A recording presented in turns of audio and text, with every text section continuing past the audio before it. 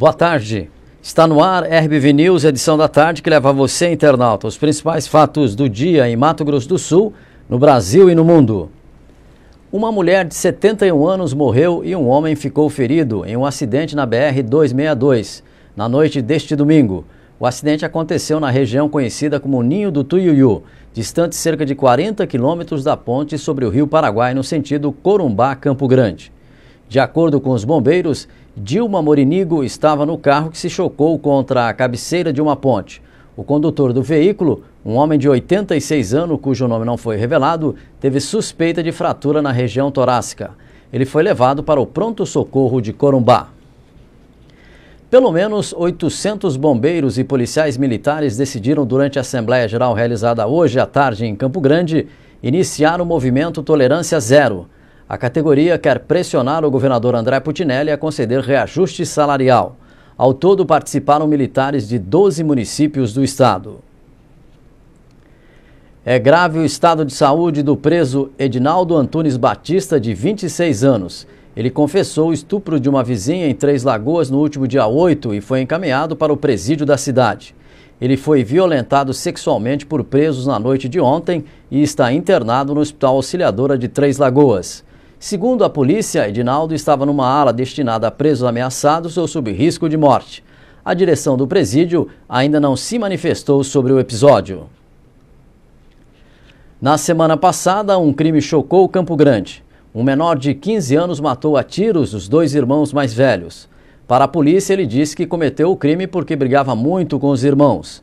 Ele era adotado, mas os pais afirmaram que nunca o trataram com indiferença. O assunto gerou polêmica e muitos comentários sobre a questão da adoção. Eu conversei sobre a questão com a promotora de Justiça da Infância e da Juventude, Vera Bogalho Frost Vieira. A entrevista você confere agora. Esse tipo de caso prejudica a questão da adoção ou é um caso excepcional? Não prejudica a adoção. Esse caso é um caso excepcional. Eu vou completar 20 anos de Ministério Público e não tenho conhecimento, pelo menos em Mato Grosso do Sul, de um caso idêntico, né? Envolvendo homicídio praticado por um adolescente contra dois irmãos. O fato desse adolescente ser adotado não implica dizer, foi uma excepcionalidade, que todos os filhos adotados são problemáticos e que trarão problemas ao casal, aos pais. Nós temos relatos de diversos fatos de filhos legítimos, né? Em São Paulo nós tivemos alguns anos atrás de uma filha legítima que matou ambos os pais. Então não é questão de ser filho adotado ou filho legítimo. E nesse caso, em especial, esse adolescente ele era muito amado pelos pais e por ambas as vítimas, seus irmãos, de 20 anos e 22 anos. Você não tem uma explicação para esse fato, né? Olha, o adolescente ele foi ouvido na Promotoria de Justiça na semana passada e as circunstâncias, né, que ensejaram esse ato infracional, duplo homicídio qualificado por uso de recurso que impossibilitou a defesa de ambas as vítimas. Uma das vítimas estava dormindo quando foi alvejada no peito e a outra vítima acordou com os tiros, foi ver o que havia acontecido e também foi alvejada na região do peito. Depois tentou fuga, isso no interior do imóvel, e foi alvejada pelo adolescente na nuca. São atos infracionais que causaram clamor público, que chocam a sociedade como um todo, até porque é raro, não é comum, um irmão matar outros irmãos, ou então outros entes da família. Pelo que a senhora falou, que tem 20 anos de experiência no Ministério Público, é a primeira vez que a senhora vê um caso desse? Pelo que eu me recordo, sim, a nível de Mato Grosso do Sul. Eu não me recordo, né, posso estar até equivocada, mas eu não recordo de um fato assim de tamanha gravidade. E pelas peculiaridades, né, que ensejaram esses atos infracionais. A bem da verdade, não existia qualquer motivo grave, legítimo, que autorizasse que esse jovem assim agisse. Devido à enorme gravidade do fato, e esse jovem, por ser menor de 18 anos, na época do fato ele tinha 15 anos, a medida socioeducativa de internação nos termos do Estatuto da Criança e do Adolescente, Lei 8.069/90, prevê que a medida não pode ultrapassar 3 anos de internação por prática de atos infracionais graves. Nesse caso, a gente pode prever que em 3 anos ele vai estar fora. Ele vai ficar, esse jovem permanecerá internado, isso é certo, porque é questão legal, no máximo 3 anos de internação. Muitos falam que esse período máximo de internação, que inclusive o magistrado que vai proferir a sentença, o juiz da infância e da juventude aqui da capital, é vedado que na sentença ele fixe prazo máximo de 3 anos, porque nós temos que ver o jovem como um todo. Esse é um caso específico, mas nós temos inúmeros jovens que praticam inúmeros atos infracionais graves, que seja medida socioeducativa de internação. O jovem, como está em constante desenvolvimento físico e mental principalmente, ele é reavaliado por equipe técnica da Unidade Educacional de Internação, aqui de Campo Grande, no máximo a cada 6 meses. Nós fazemos a reavaliação aqui a cada 3 meses, trimestralmente.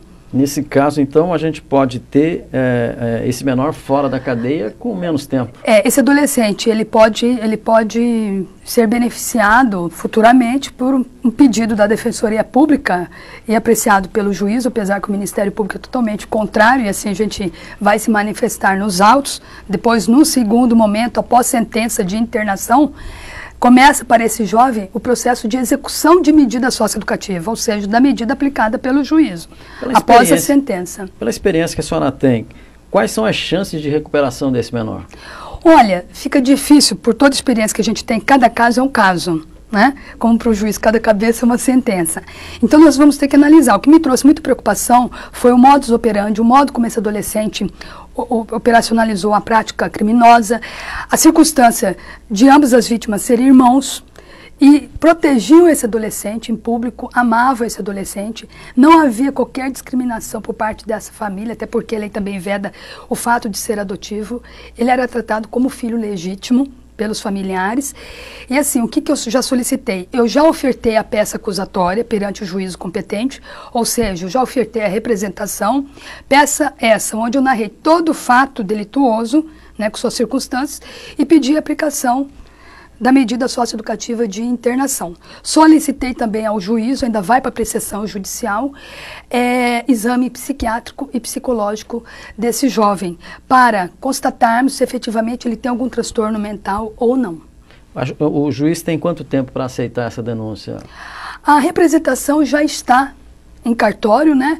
O juiz rapidamente, até porque se trata de adolescente interno, desde a data da apreensão dele, foi num sábado à noite, salvo engano, dia 7 de abril, por volta das 20 horas e 30 minutos, ele deu entrada na unidade de internação, ele foi apreendido nesse mesmo dia, no período da tarde. A contar do dia 7 de abril, nós temos o prazo exíguo e é improrrogável de 45 dias para concluir esse processo contra esse jovem, com a sentença proferida pelo juízo. Provavelmente, nessa semana ou na seguinte, esse adolescente vai ser ouvido em juízo. Eu falo provavelmente porque nós temos uma pauta lotada de adolescentes internos. Nós estamos com a unidade provisória de internação, que é masculina, que fica no Jardim Los Angeles. Eu fiz a visita de fiscalização semana passada. Nós tínhamos 49 jovens internos provisoriamente, ou seja, que foram apreendidos em flagrante delito pela Polícia Militar encaminhada à unidade. Então nós temos também uma pauta, de acordo com a data de apreensão desse jovem. Mas o que eu lhe garanto, Pio, é que dentro do prazo de 45 dias já teremos uma sentença proferida pelo juízo, que creio eu, pela gravidade dos atos infracionais praticados, que nada mais são do que crimes, né, que é o de homicídio qualificado, será provavelmente a sentença de internação por prazo indeterminado, não podendo ultrapassar 3 anos de internação. Doutora Vera, ele teve um problema já na UNEI, né? Parece que foi agredido. Nos foi relatado, até eu tive conhecimento através também da imprensa, depois formalmente pelo diretor. Esse adolescente, ele está separado do convívio da grande maioria dos adolescentes que estão internos. Hoje nós temos aproximadamente de 60 a 65 adolescentes cumprindo já a medida de internação. Esse adolescente, ele não ficou nessa unidade provisória que eu te citei agora, porque haveria até risco à integridade física dele. É uma unidade pequena, não tem como isolá-lo. Aí no sábado eu estava no plantão pelo Ministério Público na área da infância, eu fiquei a semana toda de plantão, a do feriado, e eu conversei com a direção da unidade provisória e até solicitei que ele fosse encaminhado para a unidade Dom Bosco, que é na saída para Três Lagoas. Teve envolvimento com adolescente e ele já se encontra em outro alojamento. As UNEIs hoje estão bem preparadas para receber esses adolescentes, doutora Vera? Olha, há uma construção toda. Eu estou aqui em Campo Grande na área da infância há 10 anos, completei ano passado, fim do ano passado.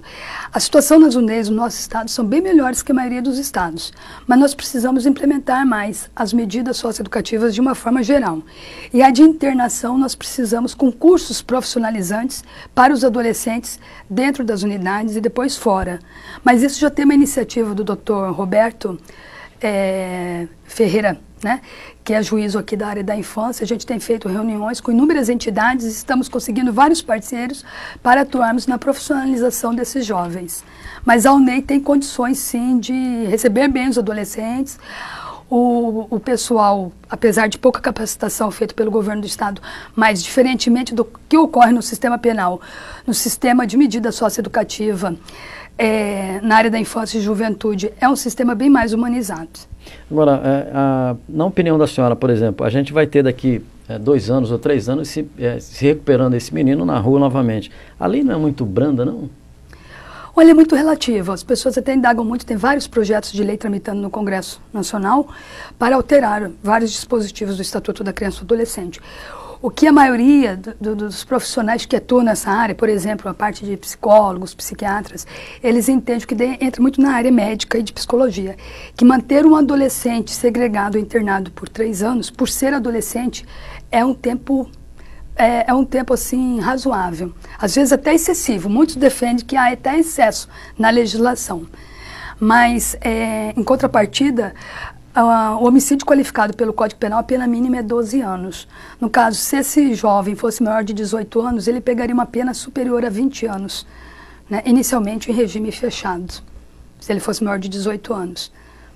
Mas o que nos preocupa muito é em recuperar, porque nós temos 2 bens jurídicos tutelados, a vida e a liberdade.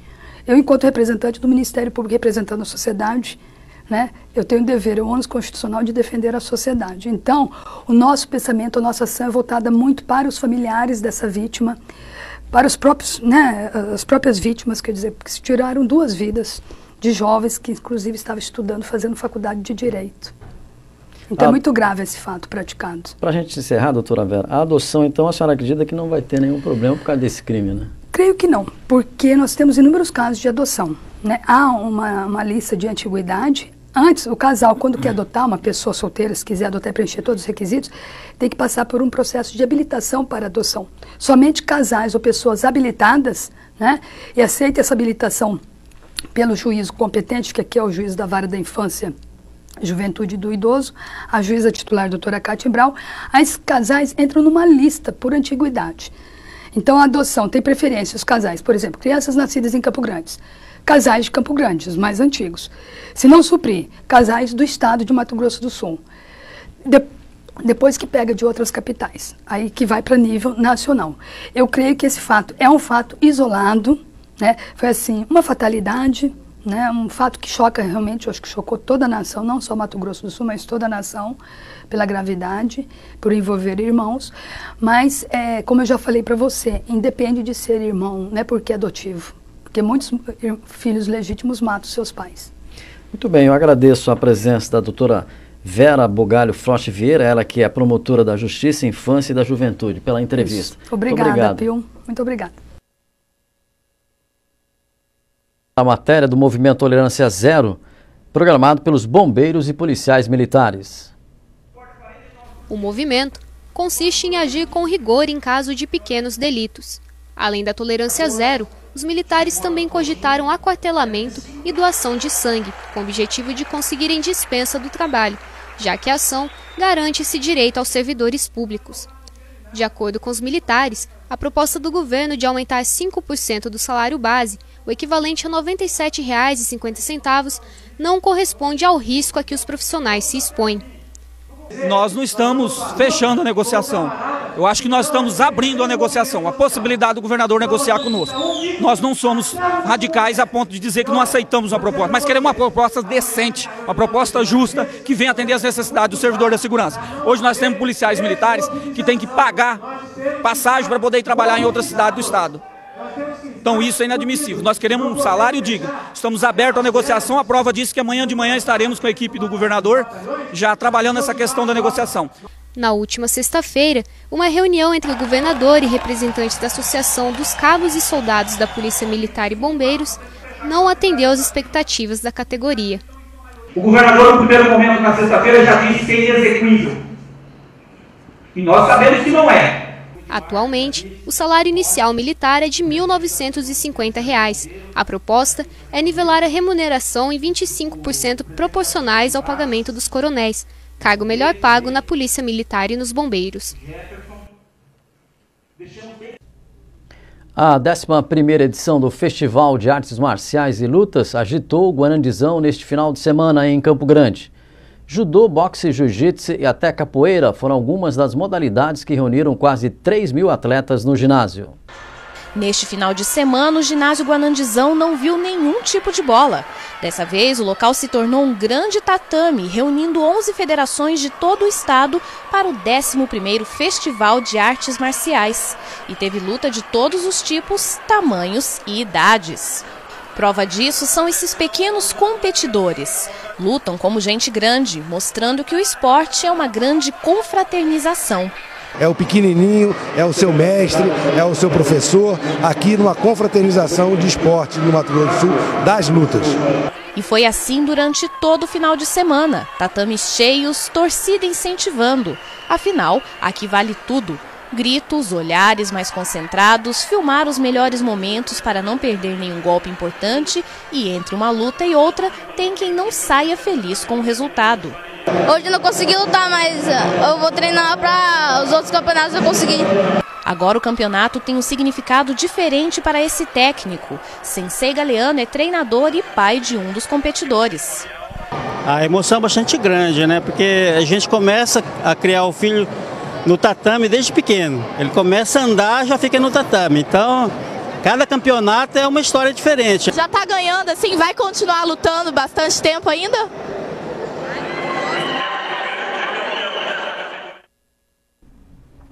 A dança gaúcha foi atração neste domingo em Campo Grande. O evento contou com a participação de grupos folclóricos do interior do estado.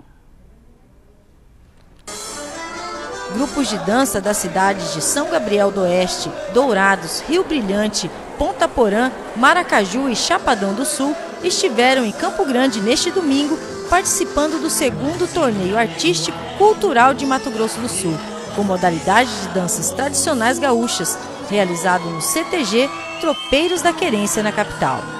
Mais de 1.500 pessoas, entre dançarinos e visitantes, marcaram presença no evento e no mês de julho a caravana gaúcha pretende não parar, com um novo torneio em Chapadão do Sul. No bloco, você confere os principais fatos do Brasil e do mundo. Voltamos já.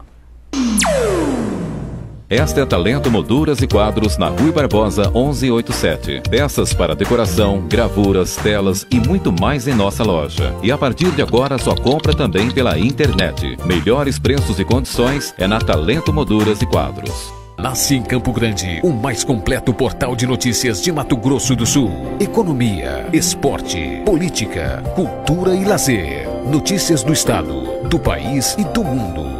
Além da Web TV trazendo matérias e insights ao vivo no decorrer da programação. Tudo isso sob o comando da mais completa equipe de jornalismo do estado, associada às maiores agências de notícias do Brasil e do mundo. RBV News. Aqui você sabe de tudo.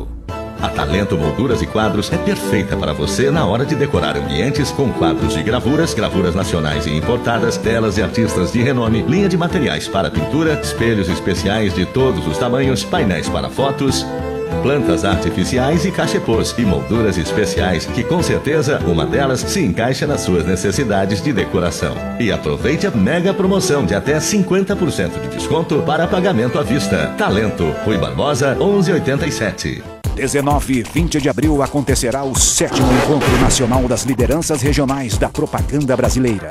Venha alimentar seu conhecimento com ideias novas e se inteirar do que está acontecendo no mercado da publicidade nacional.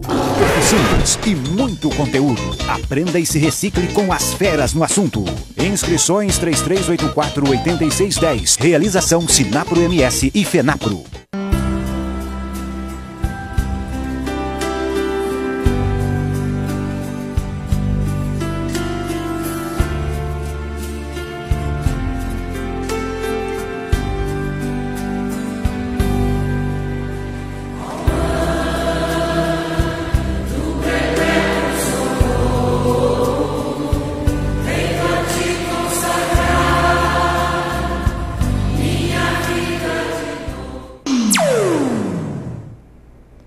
Violentos combates entre soldados sírios e desertores, além de novos bombardeios, foram retomados nesta segunda-feira na Síria, no primeiro dia da missão de observadores internacionais encarregada de avaliar a aplicação do frágil cessar-fogo.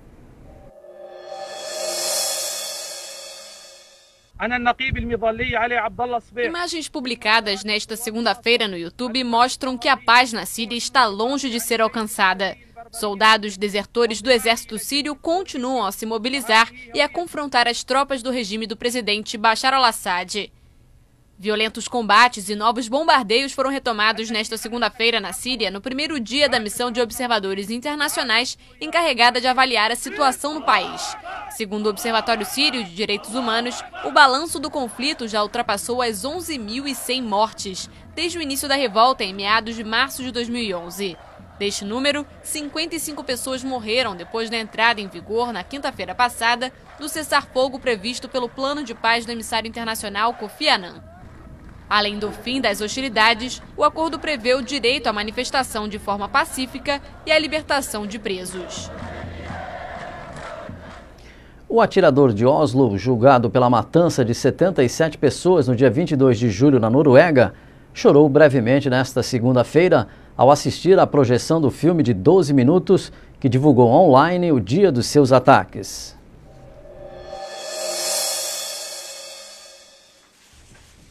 Anders Behring Breivik se declarou penalmente inocente nesta segunda-feira no início de seu julgamento em Oslo.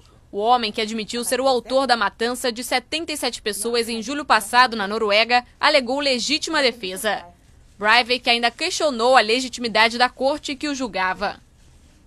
Em 22 de julho de 2011, o norueguês, que disse atuar em protesto à islamização da Europa, matou primeiro 8 pessoas ao detonar uma bomba em frente à sede do governo de Oslo. Depois, disfarçado de policial, disparou durante mais de uma hora contra membros da juventude trabalhista, reunidos em um acampamento de verão na ilha de Utoya. Ali deixou outras 69 vítimas, em sua maioria adolescentes. O julgamento, com ampla cobertura midiática, foi assistido por familiares dos mortos.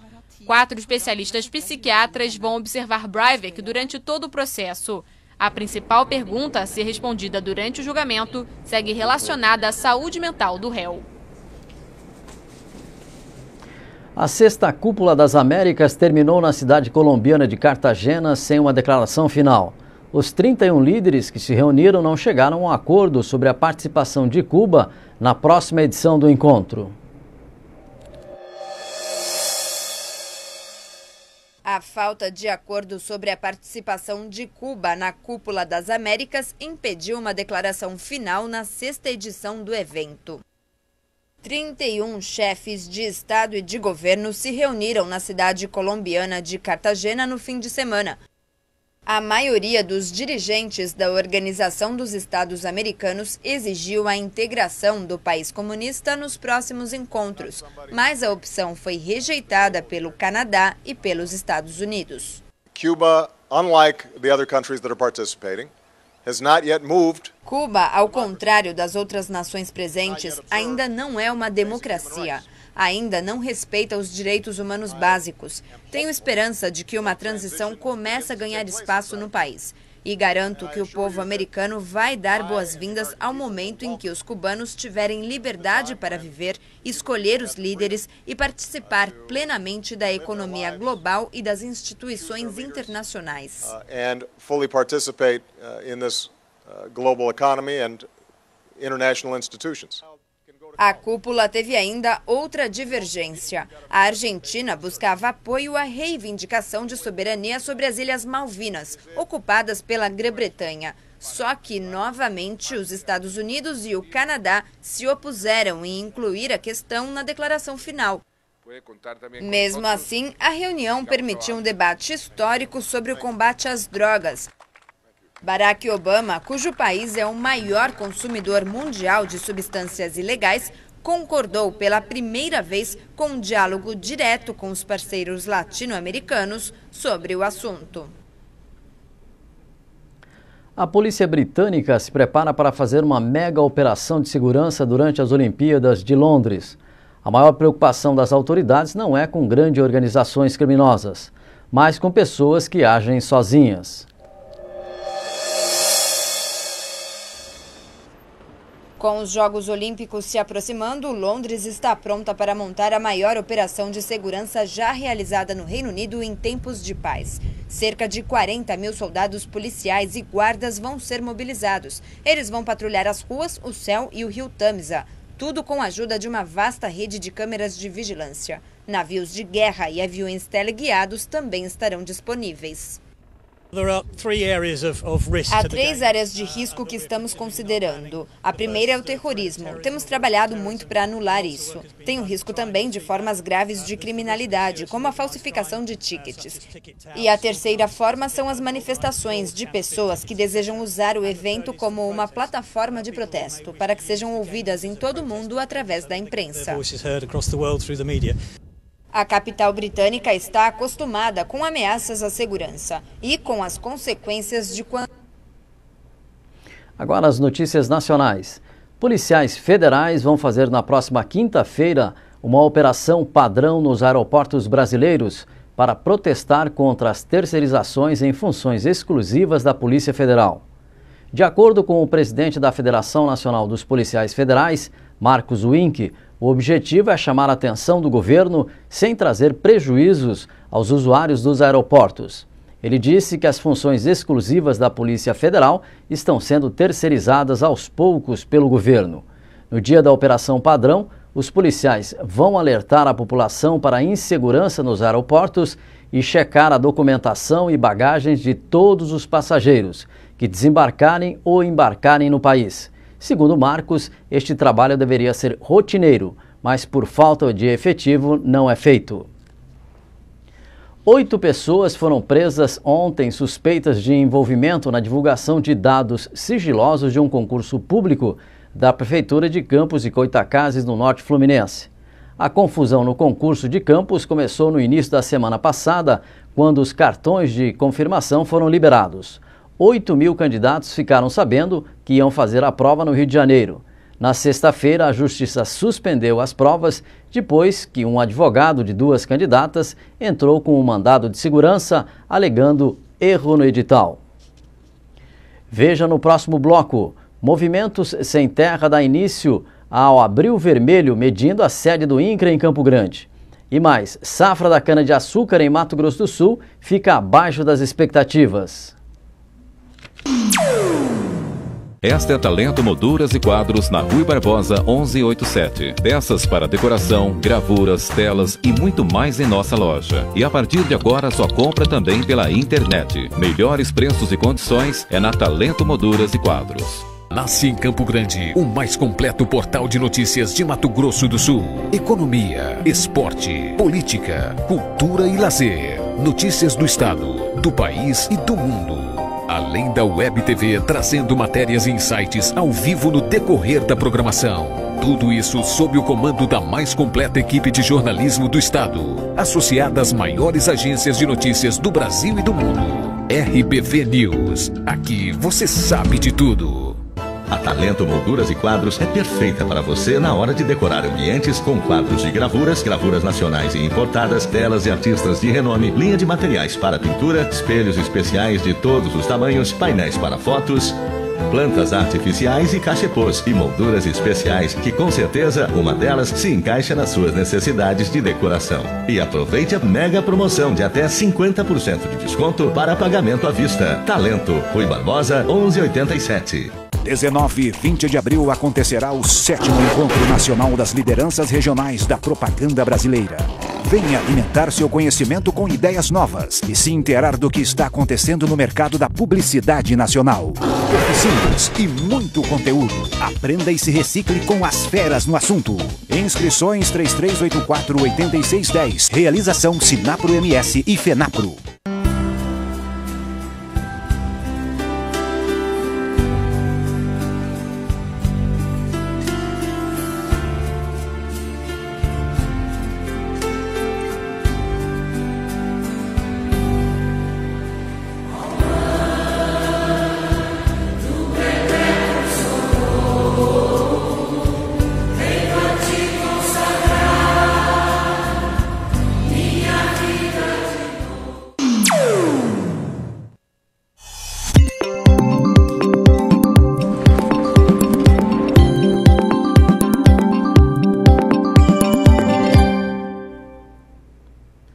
A terça-feira na capital começa com sol, mas há previsão de aumento de nuvens de manhã. Podem ocorrer pancadas de chuva à tarde e à noite. Acompanhe agora a previsão para 5 capitais do país.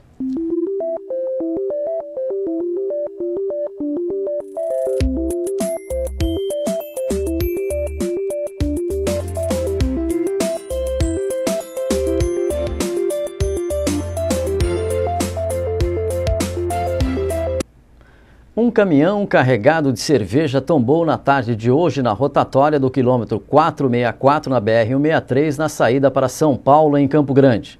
De acordo com o motorista, que não quis revelar o nome, o acidente aconteceu porque ele teria sido fechado por um veículo de passeio. Segundo a inspetora da Polícia Rodoviária Federal, Fátima Barbosa, o caminhão seguia para Corumbá. De acordo com funcionários da seguradora responsável pelo transporte, o valor da carga seria de R$ 97 mil. Enquanto policiais aguardavam a retirada da mercadoria que ficou espalhada na pista, algumas pessoas saquearam o caminhão e levaram latas e fardos escondidos. Sem terra de todo o país deram início hoje ao Abril Vermelho, mês em que os assentados realizam uma série de protestos pedindo agilidade no processo de reforma agrária. Em Campo Grande, os integrantes do movimento invadiram a sede do INCRA na capital. A calçada se tornou um grande acampamento. São integrantes de vários assentamentos do estado. Abril Vermelho. Esse é o período marcado por movimentações do Sem Terra em 24 lugares do país. Aqui no estado, o grupo invadiu o prédio do INCRA para pressionar as negociações e ter as reivindicações atendidas. Mas, na prática, a ideia pode não dar certo. A posição do INCRA é o seguinte: a superintendência, onde estiver invadida, não pode haver negociação nenhuma. O movimento pede mudanças. Uma lei recentemente aprovada suspende a reforma agrária em todo o estado. Foi cortado 40% do orçamento da reforma agrária. A gente pede ao governo que faça essa reposição e ampliação, entendendo que a reforma agrária é um instrumento que ajuda no combate à desigualdade social e ajuda a alavancar a economia do país. Além disso, o grupo reivindica a retomada de importantes projetos que estão abandonados nos assentamentos. Os vários programas que existem do INCRA, do governo estadual, do governo federal em relação à reforma agrária, não conseguem concluir esses programas e com isso está trazendo muita dificuldade no desenvolvimento dos assentamentos. Mas enquanto isso não acontece, os Sem Terra seguem acampados no INCRA. Nós queremos sair daqui com um resultado positivo para as famílias e aí nós vamos permanecer aqui, até que seja resolvido. A nível nacional também continua hoje, os 24 estados estão mobilizados. E queremos sair com alguma coisa concreta, que não seja só na conversa. O setor sucroenergético vem crescendo a cada dia em Mato Grosso do Sul e já está ao lado da soja e da criação de gado entre as principais atividades econômicas do estado. Apesar disso, o clima deve atrapalhar mais uma vez a produção de cana-de-açúcar no estado. Mato Grosso do Sul, mais uma vez, terá uma safra de cana-de-açúcar frustrada. Os dados que apontam este desempenho foram apresentados hoje pelo presidente da Associação de Produtores de Bioenergia do Estado. A gente contou com o que o clima já atrapalhou, que foi esse veranico agora que já atrapalhou. A gente espera daqui para frente ter um sossego climático aí para a gente poder performar isso e quem sabe ter uma próxima safra com um padrão de cana melhor. Esta é a quarta safra em que o clima, mais uma vez, não favoreceu a produção de cana-de-açúcar. Mesmo assim, a Biosul projeta um crescimento de 11%. Aguarda uma colheita de mais de 37 milhões de toneladas. Mesmo os dados estando abaixo das expectativas, Roberto acredita no potencial do estado. O Mato Grosso do Sul ainda é um dos estados que mais cresce no Brasil inteiro. E a gente espera continuar crescendo. O Mato Grosso do Sul reúne uma série de condições vantajosas, um ambiente institucional muito positivo. Então, o Mato Grosso do Sul ainda oferece muito boas condições de crescimento para o setor. Mato Grosso do Sul é o quinto maior estado produtor de cana-de-açúcar. Mesmo com este cenário, serão gerados 1.000 novos empregos. Quanto ao preço do etanol, também há expectativas de melhoras. A gente espera poder produzir mais para que esse preço volte a um patamar normal, mas existe todo um padrão de contingência para que a gente possa voltar a crescer como tem sido aí desde 2003, que a gente tem trazido muita vantagem para o consumidor. Foram mais de 20 bilhões de reais que o consumidor brasileiro colocou no bolso, comprando um combustível mais limpo e mais barato. E agora você confere os principais destaques do nosso portal. Você acessa o portal através do www.rbvnews.com.br. E a manchete principal aqui: após negociação mal sucedida com André, PM decide aplicar tolerância zero. Também nós temos aqui um caminhão de cerveja que tombou e foi saqueado. Aqui você pode acompanhar, por exemplo, essa matéria do Neymar, em que a gente colocou um vídeo aqui em que ele dá um drible espetacular no zagueiro do Catanduvense na vitória do Santos ontem por 5-0. Nós temos aqui também a operação Fecha a Estrada do Paraná para tráfico de cargas da Eldorado Brasil. E o presidente Lula visitando aí o presidente José Sarney no hospital. E também, com relação a Abril Vermelho, nós temos aqui a invasão do Ministério do Desenvolvimento Agrário em Brasília por Sem Terras. Também aqui você pode acompanhar, aqui no vídeo aqui, os gols ontem do Santos e Catanduvense, inclusive aquele golaço marcado por Ganso. Você pode ver tudo isso aqui acessando aqui o nosso site RBV News. Aqui na editoria de Mato Grosso do Sul, PRF apreende contrabando de cigarros na BR-163, que virou rotina. Aqui a entrevista da promotora da infância, que defende mais agentes nas UNEs da capital. E no esporte nós temos também aqui a editoria de esporte. Joel defende Ronaldinho e já projeta o Brasileirão. Temos na economia, governo do Rio acerta empréstimo de 100 milhões com o BID. Também temos na política a polícia e aqui mais embaixo nós temos automóveis, tecnologia e também entretenimento e internacional. Tudo isso você encontra aqui no nosso site www.rbvnews.com.br. E o RBV News da edição da tarde fica por aqui. Mais informações na nossa edição de amanhã, a partir das 10 horas da manhã. A todos uma boa noite e muito obrigado pela audiência.